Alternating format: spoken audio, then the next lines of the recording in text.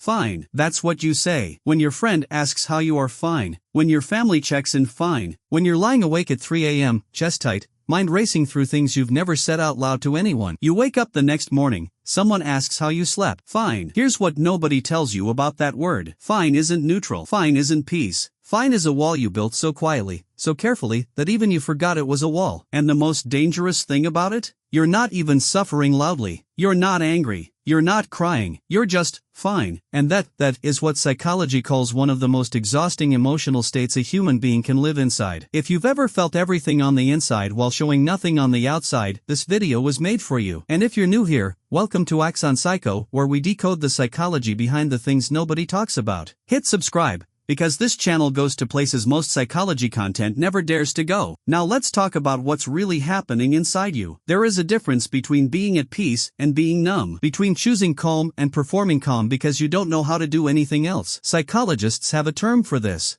It's called emotional masking, and it's not the same as being strong. Emotional masking is when the gap between what you feel internally and what you express externally becomes so wide, so habitual, that eventually you stop noticing the gap yourself. You walk into a room full of people. You smile. You answer questions. You're present. And somewhere deep inside, there is a version of you that is screaming, not dramatically, not urgently, just quietly, persistently, like a notification you've been swiping away for years. Research in effective neuroscience shows that emotions that are consistently suppressed don't disappear. They don't evaporate because you decided not to feel them. They accumulate.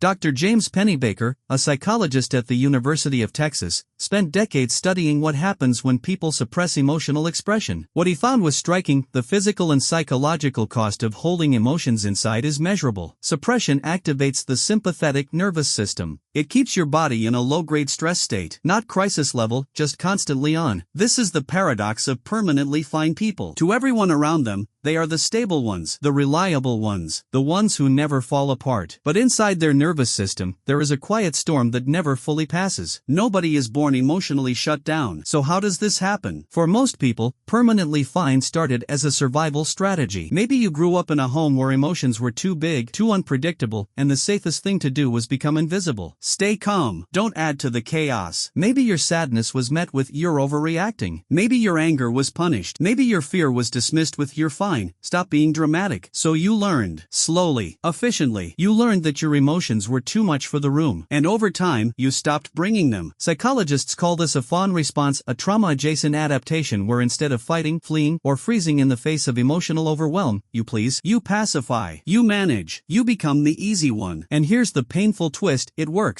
People love you for it. They rely on you. They call you mature, composed, strong. And every compliment reinforces the wall. Every "I don't know how you do it" makes the mask feel more like a face. Until one day you realize you can't find yourself underneath it anymore. You don't know what you actually feel about your job, your relationship, your life. Because somewhere along the way, checking in with yourself became a habit you stopped keeping. This is what psychologists call alexithymia, difficulty identifying and describing your own emotions. And it's far more common than we think, especially in people who had to emotionally manage from a very early age. You didn't lose your emotions. You just buried them so efficiently for so long that the map is gone. Now here is what permanently fine actually costs you, and most people never connect the dots. The first cost is your relationships. When you never show what's real, people never know you. They know your surface. They love your stability. But there's an intimacy ceiling, and you hit it in every relationship. Because real closeness requires real exposure. And you've made real exposure feel like danger. You are surrounded by people, and profoundly alone. The second cost is your body. The research is unambiguous. Chronic emotional suppression is not just a psychological issue, it's a physiological one. Elevated cortisol, disrupted sleep, tension the body stores in the jaw, the shoulders, the chest. You wake up tired without knowing why. You feel heavy without a reason. Your body is speaking what your mouth won't say. The third cost, and this is the one nobody talks about, you lose access to joy just as much as pain. Emotional suppression is not selective. When you shut down the hard stuff, you dull the good stuff too. You can't numb only suffering. You numb everything. And the result is a flatness, a gray, beige existence where nothing is terrible, but nothing is really alive either. That's the real cost of permanently fine. Not breakdown, not crisis, just a slow, quiet dimming of everything. labeling. So what do you actually do about this? First, you name it, not to anyone else, just to yourself. Research by Dr. Matthew Lieberman at UCLA shows that simply labeling an emotion, putting a word to what you feel, measurably reduces its intensity in the brain. This is called affect labeling. It sounds too simple. It is not.